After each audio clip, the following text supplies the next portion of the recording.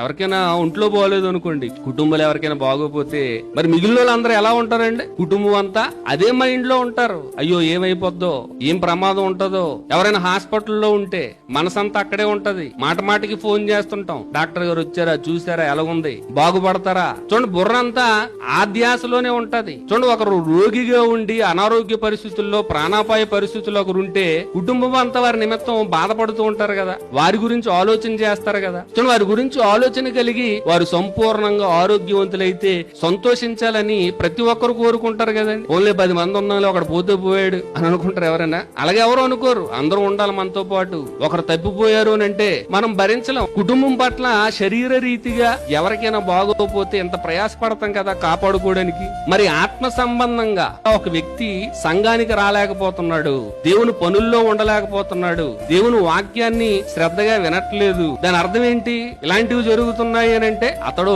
ఆత్మ సంబంధమైన రోగంతో ఉన్నాడని అర్థం. మరి అలాంటి రోగంతో రోజు రోజుకి దేవునికి దూరం అయిపోతుంటే నువ్వు పడుతున్న ప్రయాస ఏది? నువ్వు పడే బాధ ఏది? రక్షించాలని ఏమైనా ఆలోచన ఉందా? నీ భర్త దూరం అయిపోతున్నాడు దేవునికి, నీ భార్య దూరం అయిపోతుంది, నీ పిల్లలు దూరం అయిపోతున్నారు. ఆ ఇంటెన్షన్ ఏది? శరీర రీతిగా రోగంతో ఉన్నాడని అంత బాధపడిపోతుంటాం కదా. మరి ఆత్మ సంబంధంగా రోగం వచ్చి దేవుడికి దూరం అయిపోతుంటే, సంఘానికి దూరం అయిపోతుంటే, వస్తే వచ్చాడులే పోతే పోయాడులే మన ఆలోచనలు ఏమైనా అలాగున్నాయా? చచ్చిపోతే కుటుంబానికే దూరం అవుతారండి, కానీ ఆత్మీయంగా చచ్చిపోయారు అనుకోండి నరకానికి పోతారు కదా. మరి ఇది ఆ బాధ ఏమైనా ఉందా?